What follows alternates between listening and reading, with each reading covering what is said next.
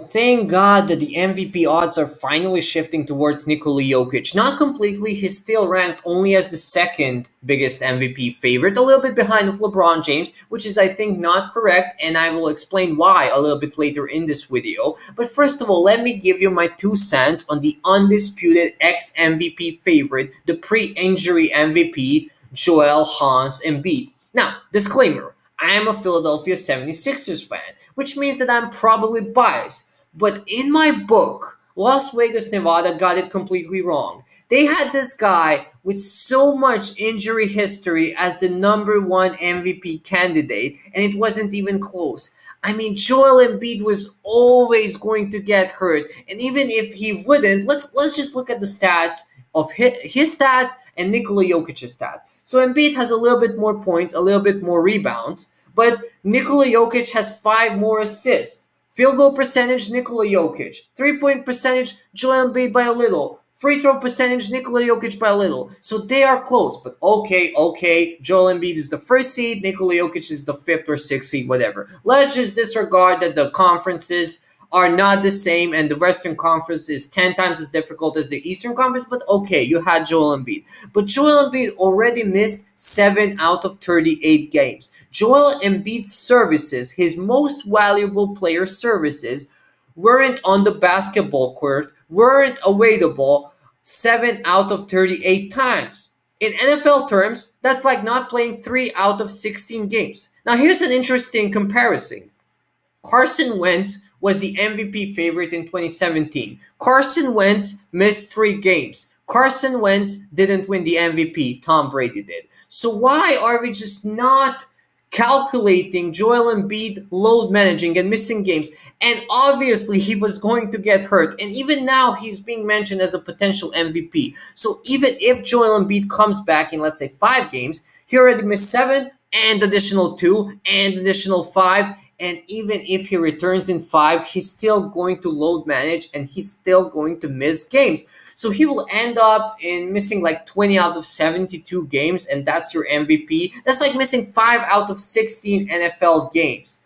That's not an MVP. I don't know how could you get it so wrong. Joel Embiid played 219 NBA games in 7 seasons. That's 31.3 games per NBA season. Now, I understand that the Corona season was shortened and the current season isn't finished, but that's still under 50% of the potential game. And you had this guy as the undisputed MVP favorite. That's really weird. Now, the other thing here is LeBron James. Now, LeBron is the favorite. Why? Look, you could have given LeBron James the MVP in any season from 2010 to 2020. Like any season, but you always had somebody more fancy. You had Steph Curry, you had KD, you had Harden, you had Westbrook, you had Giannis. You had all these fancy players.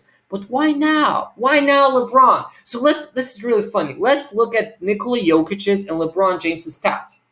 Jokic is better in points. Jokic is better in assists. Jokic is better in rebounds. Jokic is better in field goal percentage. Jokic is better in 3-point percentage. Jokic is better in free throw percentage. Jokic is better in steals. LeBron James only has more turnovers. So how? How is Nikola Jokic ranked behind of LeBron James? And by the way, LeBron is also missing games and load managing. So what's going on here? Just because LeBron is the 3rd seed and Nikola Jokic is, oh my god, the 5th seed? LeBron is the favorite, but every statistic says that Nikola Jokic has a better season? I mean, year 18. And listen, I love LeBron. To me, he's really close to MJ. I'm not a LeBron hater. I love LeBron, but what's going on here? Why now? You could have given LeBron James the MVP in any other season. He's really having a mediocre LeBron James season. I mean, he is scoring quote-unquote only 25.5 points, which is less than his career average. So what's going on here? And here's another guy, Luka Doncic, who's really overlooked. Now, Luka Doncic actually has also better stats than LeBron James. But Luka Doncic, remember, the beginning of the season, Luka Doncic was kind of pushed by the NBA as this European guy, as this new guy, he's going to win the MVP. But the Mavs didn't have a good start of the season, so Luka Doncic was kind of, scratched and forgotten. But Luka Doncic has great stats. 28, 8.5, 9.3. So he has great stats. His field goal percentage is solid, a little bit worse than LeBron's, but he should be, I think, the third MVP candidate. And it's really weird to me. Why do Americans love Luka Doncic more? Not love. Luka Doncic is already controversial. Luka Doncic already has haters, aka Skip Bayless. Like, Luka Doncic is more relevant or portrayed as more relevant player than Nikola Jokic, which is really weird but understandable because he's young, he's fresh off the boat, as they say, and Nikola Jokic was never supposed to be the superstar. Nikola Jokic is kind of the goofy, the joker guy.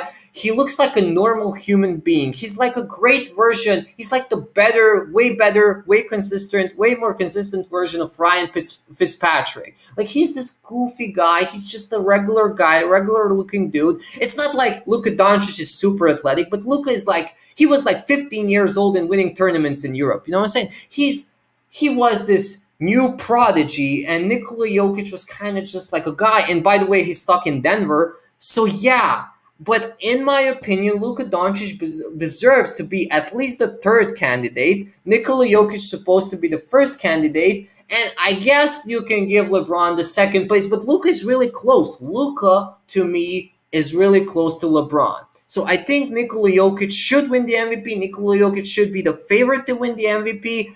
And Joel Embiid, I don't think that he should ever be the favorite to win the MVP because he will always miss games and he will probably always get injured, unfortunately.